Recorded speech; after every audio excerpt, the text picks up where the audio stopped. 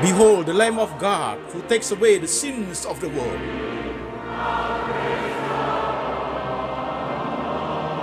Jesus said, I am the way, the truth, and the life. No one comes to the Father but by me.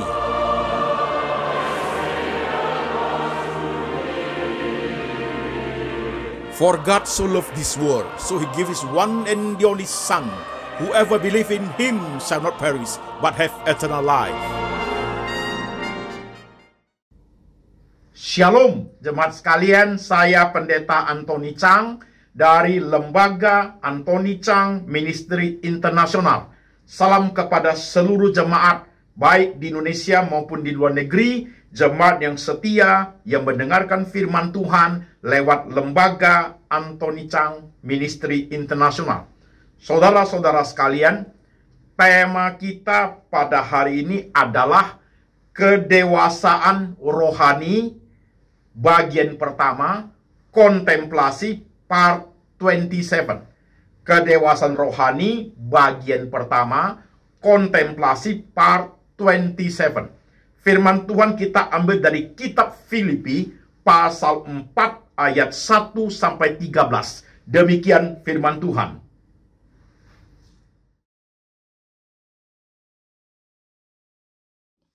Karena itu, saudara-saudara yang kukasihi dan yang kurindukan, sukacitaku dan mahkotaku, berdirilah juga dengan teguh dalam Tuhan, hai saudara-saudaraku yang kekasih.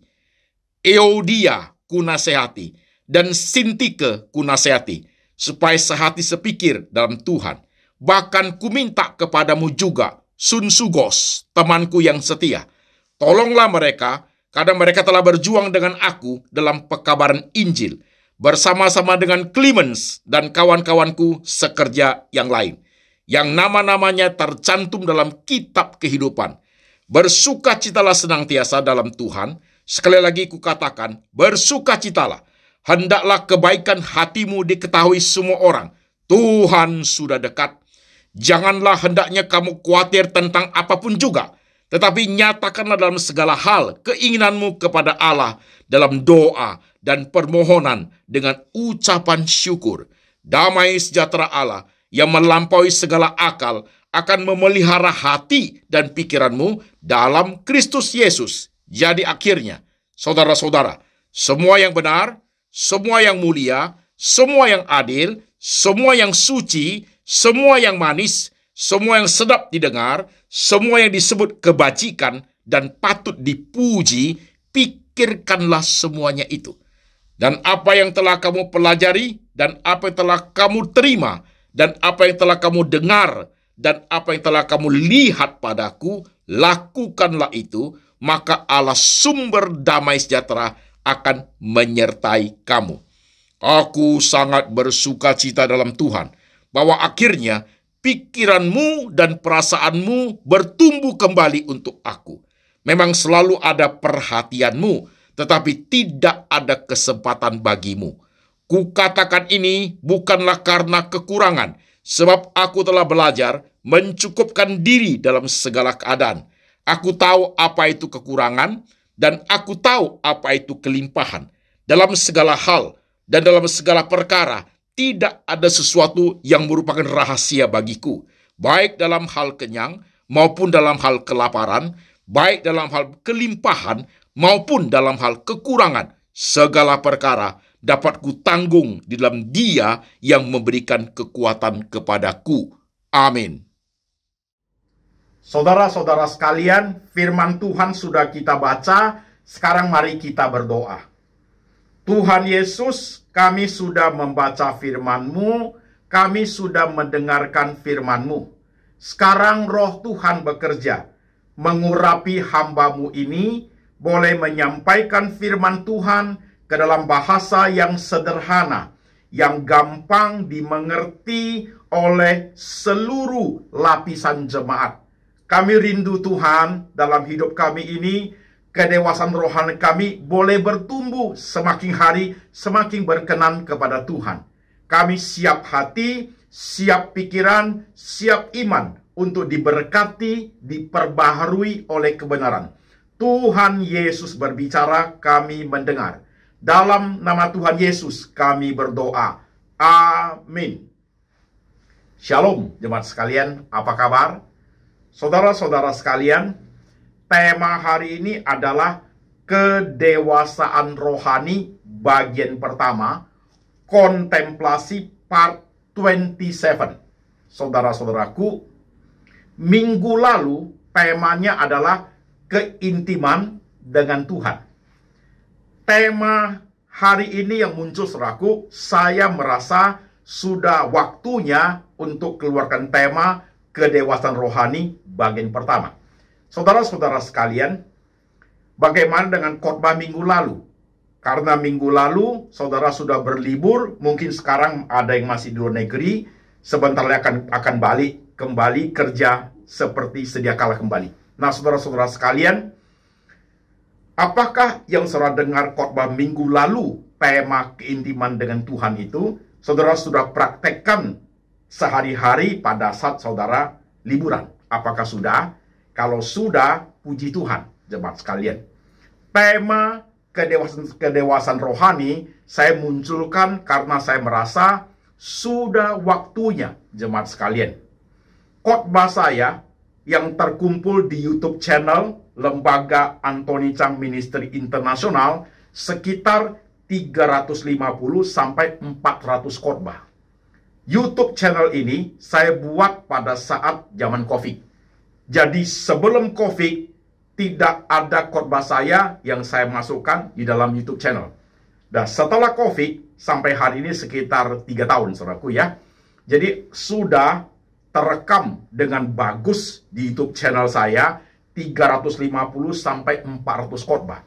Saudara-saudaraku, sekitar 350 sampai 400 khotbah itu sebenarnya adalah khotbah pendewasaan kerohanian. Khotbah pendewasaan kerohanian. Saudara-saudara sekalian. Nah, saudara perlu memperhatikan.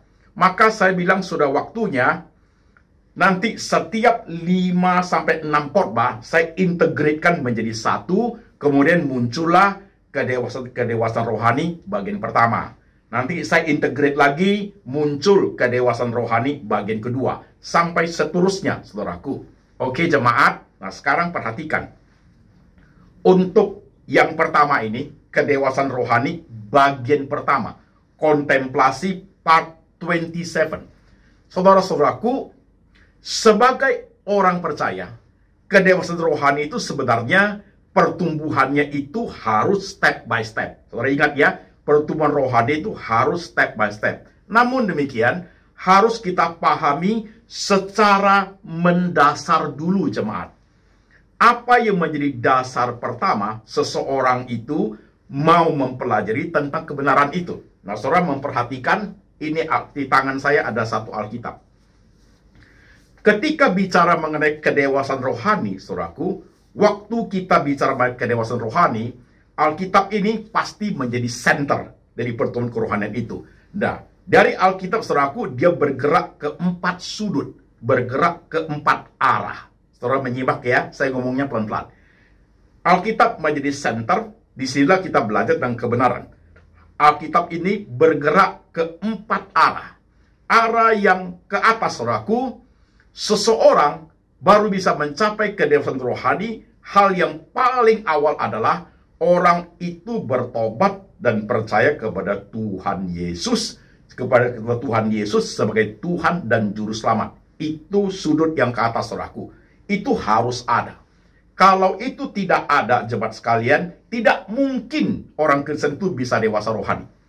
Kalau orang itu hanya simpatisan, percaya-percaya saja, atau orang Kristen oportunis, mumpung dapat berkat, atau orang Kristen KTP, setengah-setengah percaya, itu semua tidak ada gunanya, saudaraku. Itu tidak pernah terjadi pendewasaan rohani terhadap kehidupan kerohanian orang tersebut. Tidak akan pernah.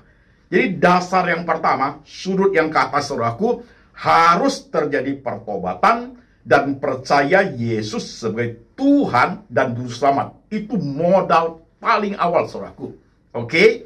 Itu paling awal modalnya. Nah, kalau dia sudah, sudut ini sudah memang orang itu true believer, benar-benar percaya kepada Tuhan, itu dia sudah ada dasarnya. Kemudian yang bergerak ke sebelah kiri, saudaraku, ketika orang itu sudah percaya, nah, mulailah dia menjadi orang Kristen. Terjadi suatu pemahaman tentang firman Tuhan. Yang bergerak ke kiri ini, saudaraku, terjadi adalah pengenalan kepada Tuhan dan pengenalan kepada diri. Ini juga harus terjadi, saudaraku. Oh, Tuhan Yesus seperti ini ya. Tuhan seperti ini ya. Kalau saya alami ini, Tuhan begini ya. Dan di dalam pengenalan Tuhan itu, lewat Alkitab ini, dia juga belajar mengenal diri sendiri. Aku orang berdosa, aku ini terjadi pembaharuan kehidupan. Sadar akan dosa, sadar akan tindakan yang tidak benar, sadar akan keburukan-keburukan, kebiasaan-kebiasaan yang jelek, sadar akan kesalahan. Itu pengenalan kepada Tuhan dan pengenalan kepada diri. Harus terjadi. Saya pelan-pelan supaya jemaat bisa menyimak dengan baik. Saudaraku, sudut yang ke atas harus terjadi pertobatan. Terima Yesus sebagai Tuhan dan Juru Selamat. Itu nomor satu. Kalau tidak, bocai. Oke? Sudut bagian yang ke kiri, saudaraku, ketika dia sudah percaya, terjadilah pengenalan kepada Tuhan lewat Alkitab yang dia baca, dan juga terjadi pengenalan kepada dirinya sendiri. Nah, tambah mengenal Tuhan, tambah mengenal diri, tambah mengenal diri, tambah mengenal Tuhan. Disitulah bagian sebelah kiri, saudaraku, terjadi perubahan luar biasa. Orang itu bertumbuh, hidupnya menjadi baik, cara bahasanya, bicaranya, hidupnya menjadi benar. Itu pertumbuhan sebelah kiri. Itu harus terjadi. Saudaraku, kemudian yang sebelah kanan akan terjadi tiga hal. Yang kiri, yang atas sudah, yang kiri sudah, yang kanan itu terjadi tiga hal. Tiga hal itu adalah satu, yang disebut sebagai Christian worldview. Jemaat menyimak, saya akan jelaskan pelan-pelan.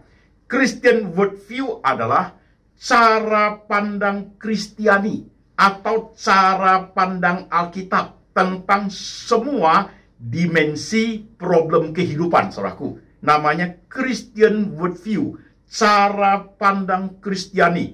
Itu penting, saudaraku. Nah, Christian worldview ini, dia akan bertumbuh, saudaraku, seiring dengan jalannya setelah percaya, seiring dengan jalannya pengenalan akan Tuhan dan dirinya sendiri. Nah, muncullah suatu Christian worldview.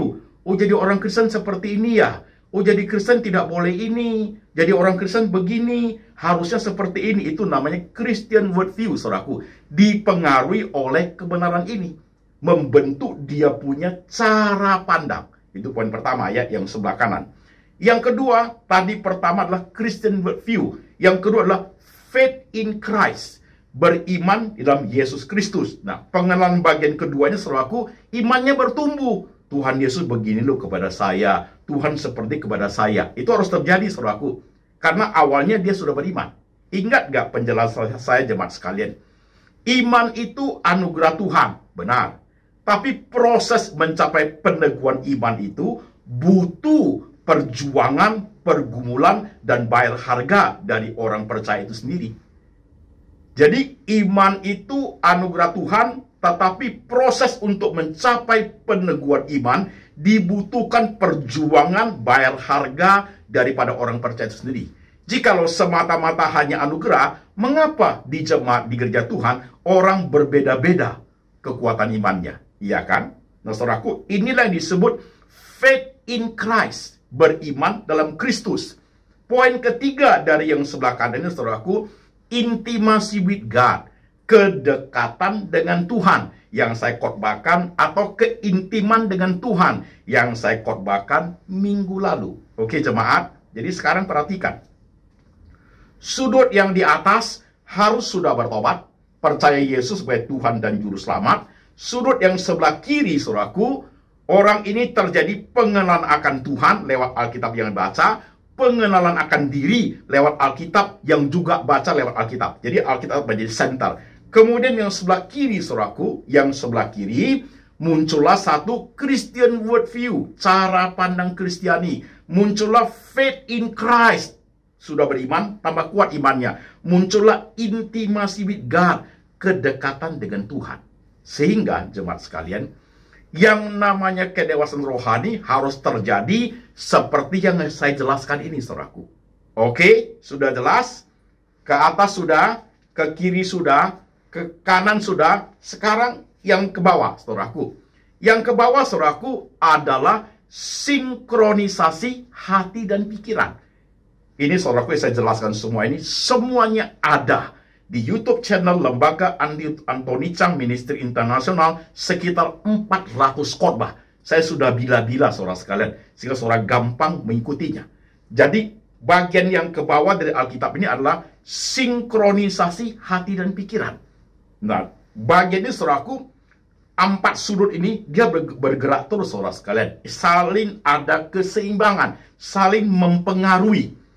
Jadi, kalau pengenalan diri, orang benci dia mau balas. Hatinya tak terima, tapi pikirannya sudah ngerti firman Tuhan. Terjadi the battle of mind and heart. Pertempuran hati dan pikirannya. Kalau pikiran bilang yes, hati bilang jangan.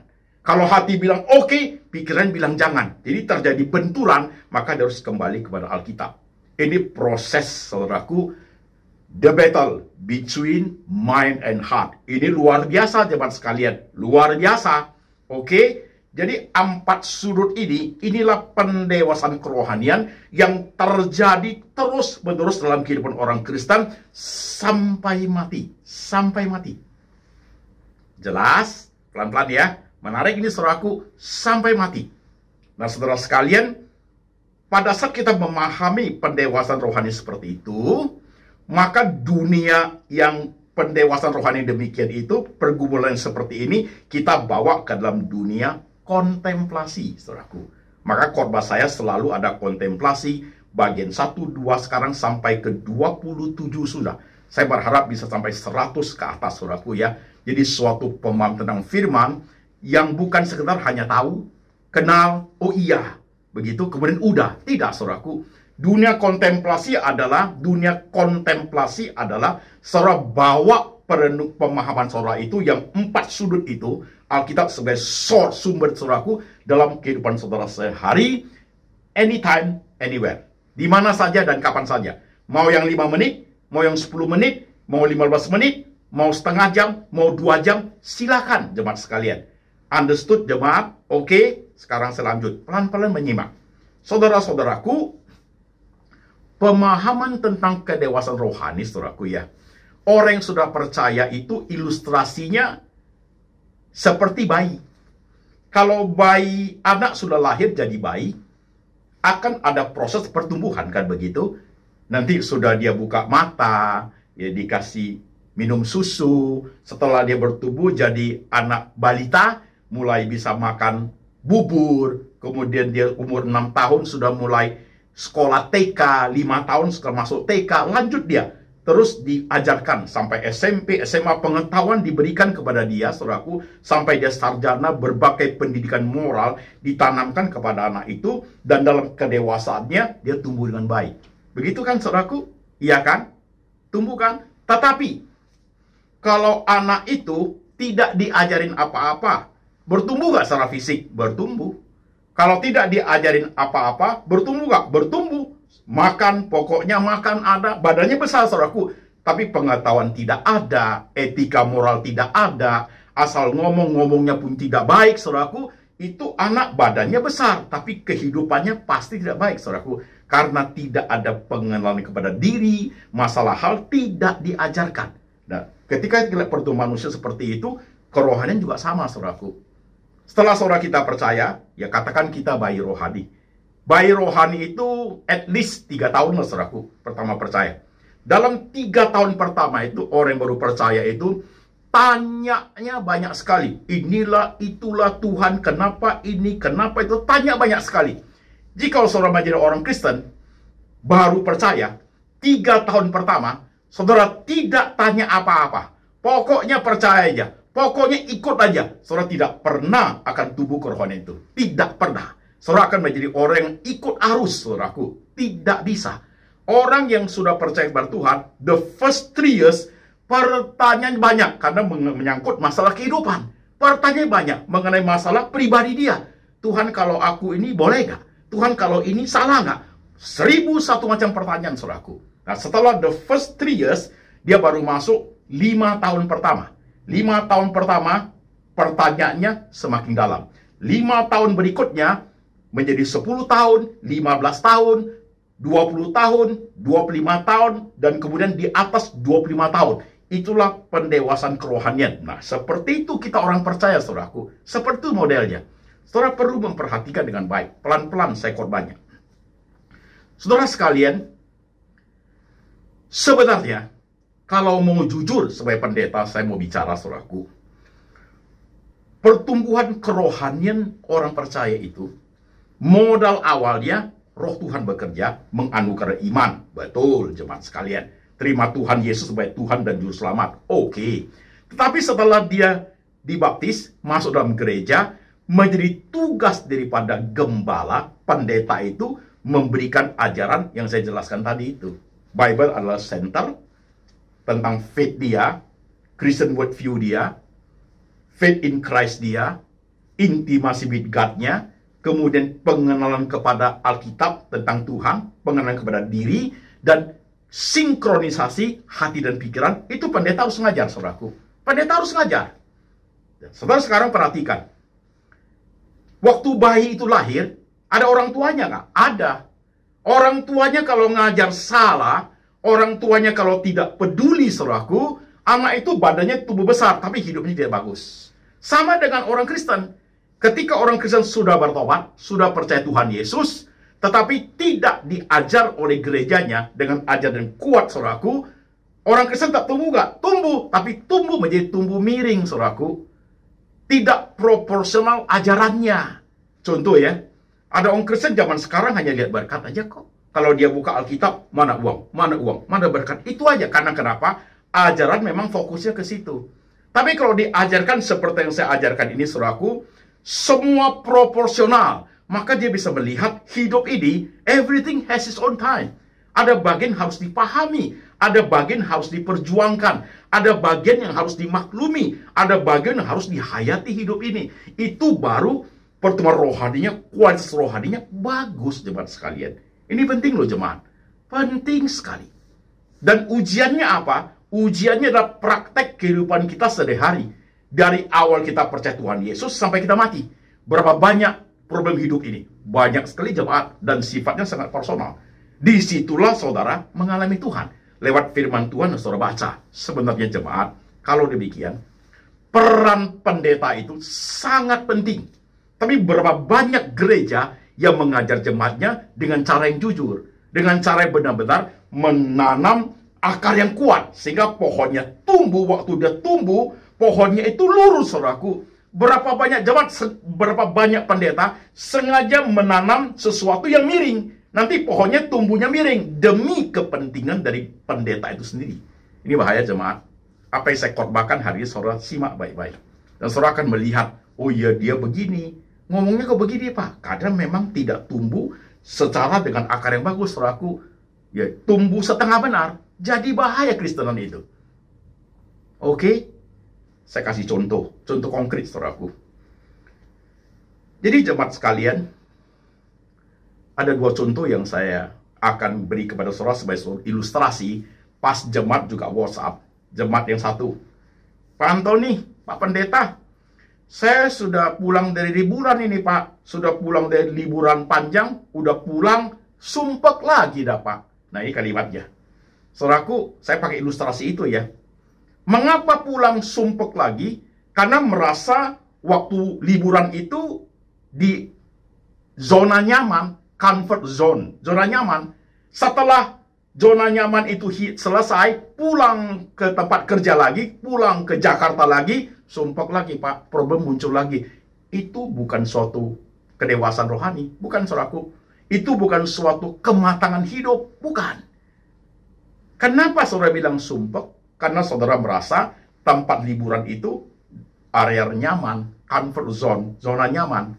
Saudara tidak mau hilang itu. Kalau pulang jadi rasanya, aduh, susah lagi. Saudara salah berpikir loh. Oke, sekarang saya coba. Jemaat, nyimak. Kamu tidak mau pulang? Mau terus berlibur? Percaya saya. Libur 10 hari, atau 2 minggu deh, 12 hari, saudara di comfort zone. Nyaman sekali. Tapi kalau sampai sebulan, sudah nggak enak. Sudah tidak comfort lagi. Sudah tidak nyaman, saudaraku. Itu hanya conversion yang temporary. Intermezzo, saudaraku. Jadi waktu pulang, mestinya bukan, aduh Pak Pendeta sumpah lagi. Bukan. Setelah intermezzo, setelah liburan, refresh, pulang, ready untuk menghadapi setiap tantangan. Mestinya begitu. Mestinya begitu. Bukan pulang, aduh Pak Pendeta sumpah lagi. Salah berpikir. Dan pertumbuhan rohani memang tidak baik. Sudah Tuhan kasih intermezzo keluar 10 hari, pulang, maka saya mengatakan jemaat sekalian, saya siapin jemaat bukan? Liburan 10 hari sampai 12 hari, saya berikan firman yang supaya kontemplasi.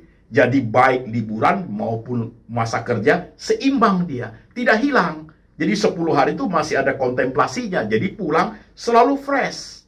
Dalam liburan, fresh juga rohaninya. Jadi tidak pulang, aduh sumpah. Bukan. Kalau dia liburan rohaninya fresh, bagus, dia pulang apa, saudaraku? Tuhan, saya sudah liburan sama keluarga. Sekarang, return kembali kepada dunia kerja saya. Fight kembali. Challenging kembali datang. Semangatnya kembali. Karena saya sudah di-refresh oleh Tuhan. Itu baru benar, saudaraku. Itu baru benar. Oke? Jadi kedewasan rohani melihat semua aspek hidup dengan cara yang saya katakan ini. Contoh kedua, jemaat juga yang WhatsApp. Pak Pendeta, saya di satu gereja sekitar 20 tahun lebih. Aku sudah tidak rasa nyaman di gereja itu. Saya merasa sudah sulit bertumbuh. Aku mau pindah gereja, Pak Pendeta. Tapi timbul suatu kekhawatiran, ketakutan dalam hidup saya. Ya. Boleh nggak ya? Bahaya nggak ya? Aman nggak ya? Mengapa demikian, jemaatnya bertanya? Karena selama 20 tahun di gereja A, itu daerah zona nyaman. Comfort zone di situ. Tapi ketika dia keluar, ada sedikit ketakutan. Takut apa? Takut tidak nyaman. Takut salah. Nah, ini adalah suatu pembelajaran hidup. Di situ diletaknya fungsi kedewasaan rohani di situ. Jikalau gereja itu sudah tidak bisa supply makan rohani buat saudara, dan saudara sudah merasa tidak feeling at home lagi di situ, silakan cari gereja. Cari gereja lain dengan satu catatan, gerejanya harus benar. Jangan cari gereja yang tidak benar, jadi kacau. Nah, di sini dibutuhkan referensi pendeta. Pendeta yang saudara kenal, yang saudara benar percaya, saudara yakin, saudara kenal dengan pendeta dengan baik, saudara ikuti apa pendeta sarankan, pindah ke gereja mana. Ini penting, saudaraku. Mengapa ini jemaat mau keluar pindah gereja rasa takut, khawatir? Karena di dunia comfort zone, safe zone, zona aman, saudaraku. Kan gitu kan? Zona aman. Waktu dia keluar, ada apa ya Pak? Di sini pendewasaan rohani tanda tanya. 20 tahun di gereja A. Dewasa enggak? Kalau dewasa, tidak pernah akan takut. Kalau dewasa rohani, justru ke tempat gereja yang lebih baik, yang warnanya sama, no problem at all. Tapi ketika timbul suatu keraguan, saudaraku, di situ kedewasaan rohaninya dipertanyakan. Dipertanyakan. Oke jemaat? Nah, sekarang nyimak baik. Saudara-saudara sekalian, firman Tuhan yang kita baca, Rasul Paulus, saudaraku, tadi itu ya. Dia mengatakan, aku tahu apa itu kekenyangan. Aku tahu apa itu kelaparan. Aku tahu apa itu hidup serba kekurangan. Aku tahu apa hidup itu serba kelimpahan. Jadi Paulus ingin mengatakan kepada kita, saudaraku, sebenarnya ketika dia mempelajari Alkitab ini, dengan 4 sudut saya jelaskan, saudaraku, itu masalahnya datang silih berganti. Inilah realita kehidupan. Pada saat dia kelimpahan, dia tahu bagaimana memahami. Pada saat dia kekurangan, dia tahu bagaimana memahami. Maka ujungnya, ayat 13 kan muncul begini kan, Filipi pasal 4 itu. Segala perkara dapat kutanggung dalam Dia yang memberikan kekuatan kepadaku. Baik mau senang, mau susah, mau dapat berkat, mau kurang berkat. Semua menjadi bagian daripada kehidupan. Proporsional. Everything has its own time. Segala sesuatu ada waktunya. Kecenderungan manusia memang ingin mempertahankan comfort zone. Selalu begitu. Pokoknya daerah nyaman selama-lamanya. Doanya kelihatan, saudaraku. Seperti itu. Tetapi realita yang ada, waktu kita belajar firman Tuhan, saudaraku, ketika ditanamkan kerohanian seimbang, We ready untuk menghadapi banyak keadaan, saudara sekalian. Iman Kristen yang baik, iman yang dinamik, iman yang progresif adalah iman yang ready untuk menghadapi segala kemungkinan, saudaraku. Itu iman yang baik, saudaraku. Jadi bukan hanya, pokoknya ini sudah pasti ini dan ini terus ya Tuhan. Jadi yang lain, pokoknya nggak mau. Begitu. Berarti imanmu itu, saudaraku, dasarnya bukan solid. Dasarnya apa? Tumbuhnya miring. Akan selalu kepada satu arah saja. That is not good, man. Coba saudaraku pelan-pelan. Coba lihat imanmu tumbuh kayak apa sekarang. Coba perhatikan. Hal ini penting, jemaat. Maka saya buat kedewasaan rohani bagian pertama ya. Saya kumpulkan 5 khotbah, saya integrate jadi part 1. Supaya saudara gampang memahaminya. Tentang kedewasaan rohani, saudaraku, itu dimensinya besar sekali. Maka dibutuhkan dunia kontemplasi. Saya ngomong begini, saudaraku, itu bahannya sudah banyak sekali. Ya, kalau pengenalan akan Tuhan, pengenalan akan diri termasuk dosa lah, judi lah, kejelekan diri lah, perselingkuhan lah, penipuan lah, rumah tangga itu ada di sana semua, saudara sekalian. Ada di sana semua. Berapa banyak yang harus dikoreksi. Kalau bicara mengenai pengenalan kepada Christian worldview, cara pandang Kristen kita, saudaraku, banyak harus diperbaiki karena kita dipengaruhi oleh budaya, dipengaruhi oleh superstitious, tahyul, berbagai teori yang ada itu mempengaruhi cara berpikir kita, sahabat sekalian. Faith in Christ juga sedang diuji ketika problema kehidupan datang. Masalah sakit lah, kekurangan keluarga lah, intimacy with God diuji pada saat, saudaraku, kita hidup serba kekurangan. Masih mau intim nggak dengan Tuhan? Atau saudara pakai istilah zaman sekarang apa? Ada uang abang sayang, nggak ada uang abang melayang. Itu begitu, saudaraku. Jadi kok dapat berkat sayang Tuhan, nggak dapat berkat Tuhan kok begitu. Itu rohannya bertumbuh not good. Miring dah, saudaraku, karena akarnya yang ditanam oleh pendetamu sudah tidak baik. Tumbuh sih dia, tapi miring. Pokoknya kalau sudah begitu repot. Nah, kalau kita bisa tumbuh dengan baik, akarnya kuat, dia tumbuh ke atas, saudaraku, ke kiri, ke kanan, ke bawah, ke belakang, ke atas, dia proporsional. Alangkah baiknya kerohanian itu. Memang tidak mudah jemaat sekalian, tidak mudah.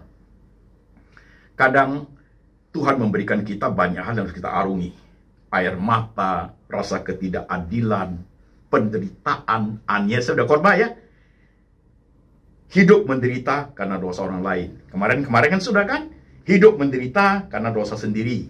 Hidup menderita karena kebenaran. Saya juga udah khotbah, saudaraku. Udah banyak sekali, saudara sekalian, disuruh pemahaman tentang kedewasaan rohani itu. Termasuk saudara dikecewakan, termasuk saudara ditipu, termasuk gereja mengecewakan saudara, termasuk pendeta mengecewakan saudara. Ada loh jemaat saya. Kalau dikecewakan oleh pendeta, sampai hari ini kakinya sudah tidak menginjak gereja. Gak mau saya, Pak Pendeta. Saya nggak mau kerja lagi. Sakit hati saya. Kok jadi pendeta begitu? Nah itu, saudaraku. Itu pasti tidak dewasa rohani. Pasti tidak dewasa rohani. Jangan karena pendeta yang menjadi penghalang, you tidak mau gereja. Saudara, rugi besar. Rugi besar. Ini pendewasaan rohani penting, jemaat. Coba pelan-pelan menyimak poin ini, saudaraku. Khotbah kedewasaan rohani part 1 ini, saudara dengarkan berapa kali, 5 kali berulang-ulang. Karena banyak poinnya di situ, saya kumpulkan menjadi satu, integratekan. Oke? Dan bawa itu dalam dunia kontemplasi. Jadi kalau 5 menit di Starbucks, Tuhan, kemarin Pak Antoni khotbah tentang hal yang paling mendasar, percaya Tuhan Yesus. Aku percaya Tuhan Yesus, tapi aku masih percaya Tuhan yang lain. Tuhan aku ada 2 Tuhan. Not good. Bocai, saudaraku. Bocai. Lebih baik jangan jadi orang Kristen. Jadi Tuhan itu, Alkitab ngomong loh, jangan ada ilah lain di hadapanku loh. Only one. Kalau mau percaya agama lain silakan. Tapi kalau mau percaya Tuhan Yesus, saudaraku, only one. Tidak bisa mendua hati. Itu saudara kontemplasi. Karena saudara mungkin dari keluarga yang masih menyembah berbagai kepercayaan. Saya ini Pak, saudara kontemplasi Tuhan. Saya ingin lo Tuhan supaya only you. Itu saudara bergumul. Problem itu saudaraku, itu baru the beginning lo itu loh. Nah kalau nanti masuk kepada Christian worldview, boleh nggak Pak Pendeta, kalau mama saya meninggal, boleh saya sembayangin nggak? Itu Christian worldview. Pendeta harus ngajar. Pendeta harus ngajar. Pak Pendeta, dulu aku belum percaya Tuhan Yesus, hidupku senang, ya, berkat besar. Setelah percaya Tuhan Yesus, hidupnya jadi susah. Ya. Untuk membiayai hidup sekolah anak aja Pak Pendeta, rasanya iman saya sudah hampir nggak ada. Nah itu pendeta harus ngajar. Pendeta harus ngajar, jemaat sekalian. Pak Pendeta, aku mengenal Tuhan itu, kayaknya Tuhan Yesus kok, kayaknya aku nggak gitu jelas ya Pak Pendeta. Ada orang bilang Tuhan Yesus begini, begini, begini. Bingung saya Pak Pendeta. Itu pengenalan akan Tuhan. Pendeta harus ngajar dengan baik, jemaat sekalian. Pak Pendeta, aku sudah bertobat, tapi kenapa aku masih terus dosa-dosa itu terus yang aku lakukan? Kenapa ya Pak Pendeta? Itu pengenalan akan diri. Pendeta juga harus ngajar, saudaraku. Jikalau bagian itu disinkronkan dengan baik, masalah heart and mind itu diperbaharui oleh firman Tuhan dengan baik, orang itu bertumbuh secara signifikan. 5 tahun, 10 tahun jadi orang Kristen, 15 tahun jadi orang Kristen, 20 tahun jadi orang Kristen, 25 tahun jadi orang Kristen, di atas 25 tahun, itu pertumbuhannya luar biasa kalau basicnya seperti yang saya khotbahkan, jemaat sekalian. Karena Tuhan kasih pengalaman yang luar biasa dalam hidup kita. Masing-masing kita pengalamannya beda-beda loh. Disitulah kita berinteraksi dengan Tuhan. Kan saya sudah ngomong, masih ingat?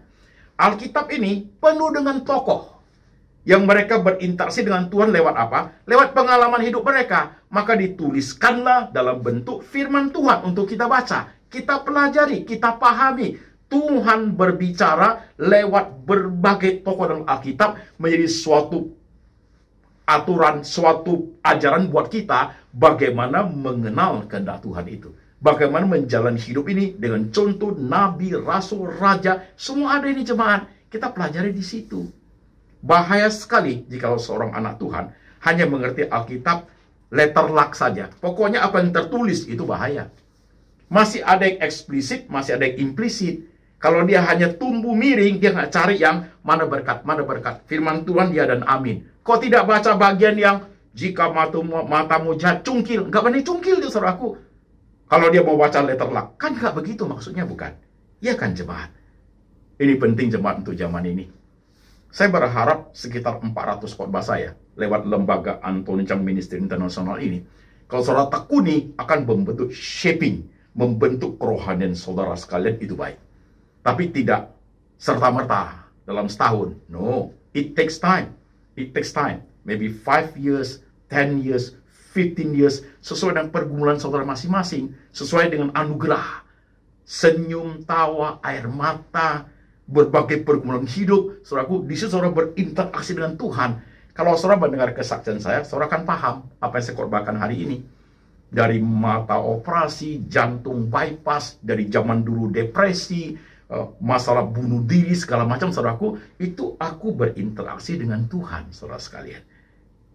Muncullah pengenalan akan diri, muncullah pengenalan akan Tuhan, muncullah Christian worldview yang baik, muncullah faith in Christ, dan muncullah intimacy with God. Tuhan, kau bawa aku kemana, aku ikut Tuhan. Begitu saudaraku. Oke? Ini ajaran yang sangat solid saudaraku. According to Bible. Tidak bisa bergeser. Dan tidak akan salah, saudara sekalian. Karena kita memang dasarnya seperti itu. Tidak mau iming-imingi jemaat. Tidak mau bergerak ke satu arah saja. Supaya ada kepentingannya, supaya saya bisa pengaruhi jemaat dengan cara itu. Tidak mau. Maka saya suka ngomong. Ingat gak? Setiap kali saya khotbah di YouTube channel Lembaga Anthony Chang Ministry Internasional itu. Saudara ingat?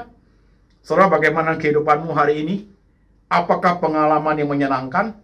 Berkat, sukacita, punya anak, naik gaji, dapat rumah, menikah, dan pengalaman tidak menyenangkan, kemalangan, kehilangan, sakit, dikhianati orang, ditipu orang.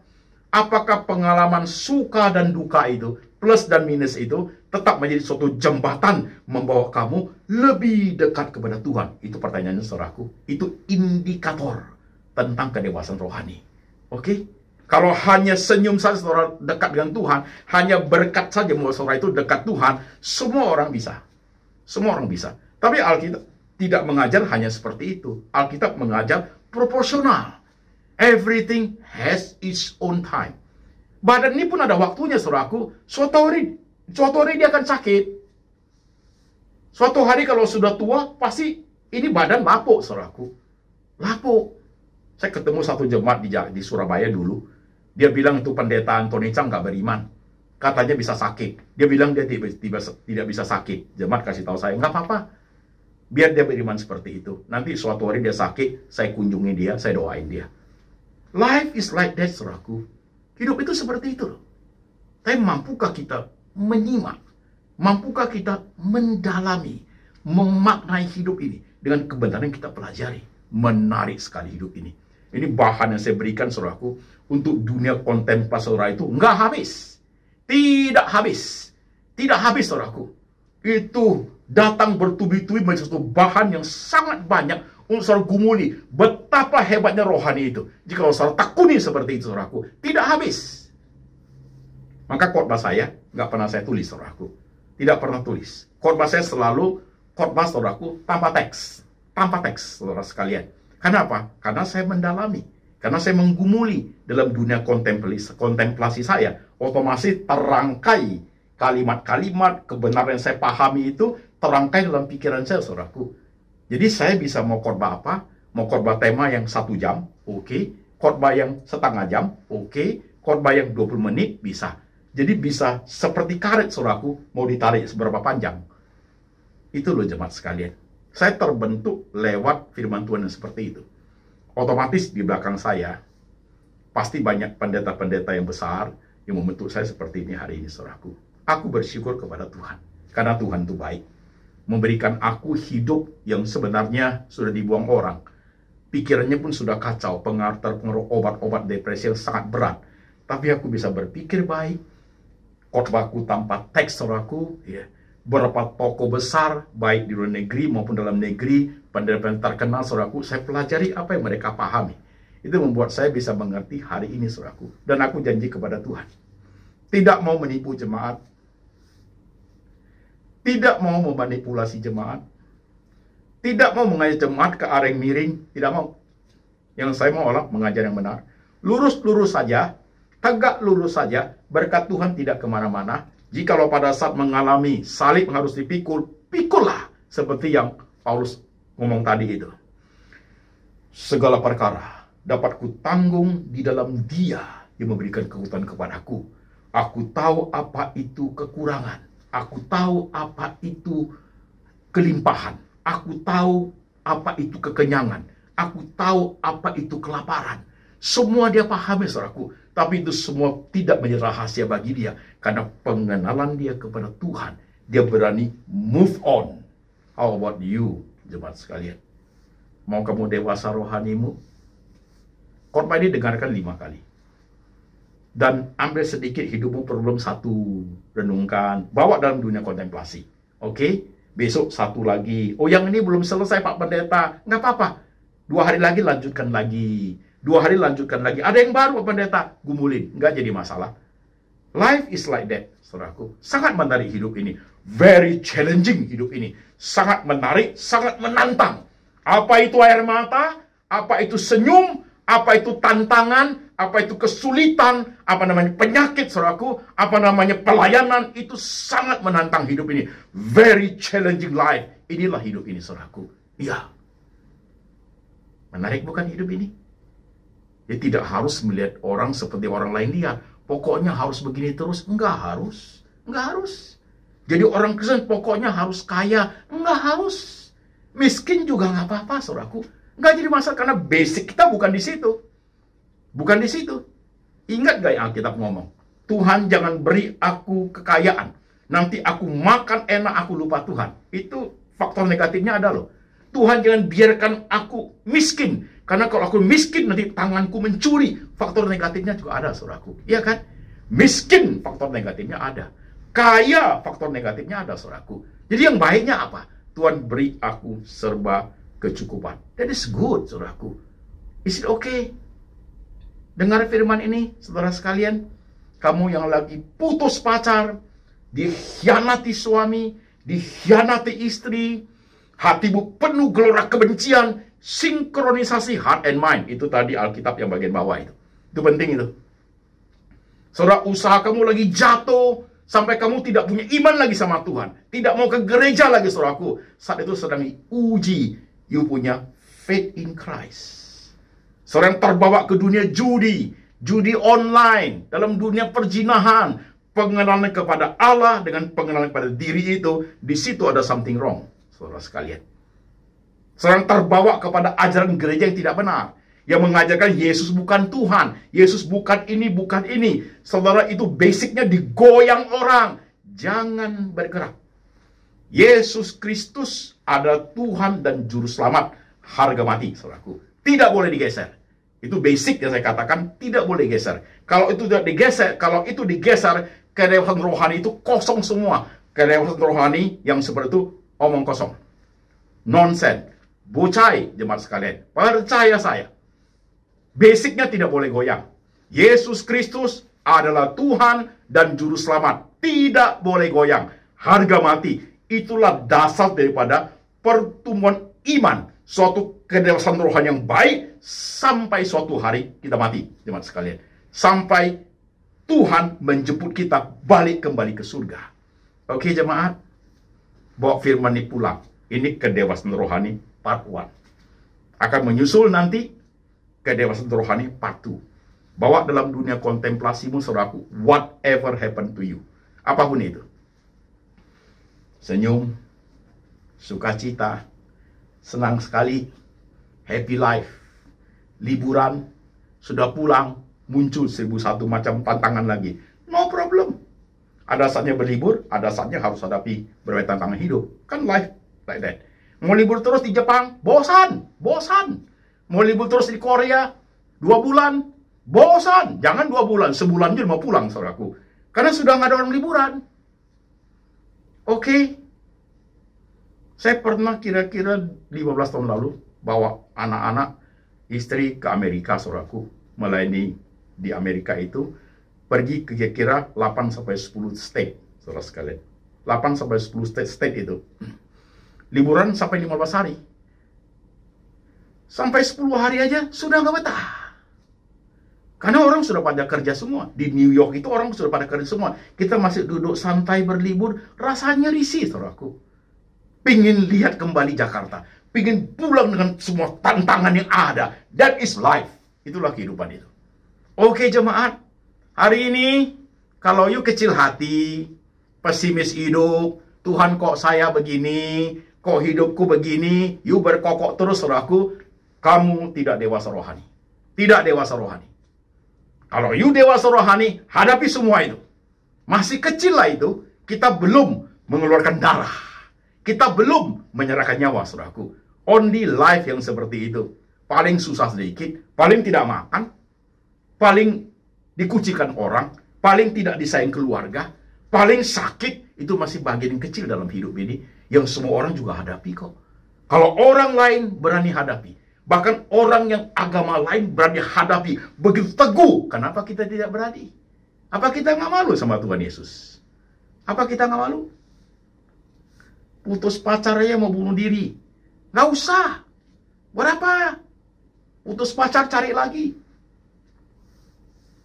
Oke. Di PHK kerja, hun-hun, mata kosong. Ngapain? Cari lagi kerja yang baru. Ya kan? Diomelin suami, bengong, stres. Ngapain? Omelin balik. Gak jadi masalah kok. Sama-sama punya hak. Oke, jemaat. Kedewasaan rohani part 1. Simak ya. Bawa pulang, taruh dalam hati, dengar 5 kali, apply. Pelan-pelan praktekkan dalam dunia kontemplasi. Baik, mari kita tundukkan kepala. Tuhan Yesus, kami ini Tuhan, ingin sekali bertumbuh dalam mengenal Engkau loh Tuhan. Kami ingin sekali dalam mengenal diri kami sendiri.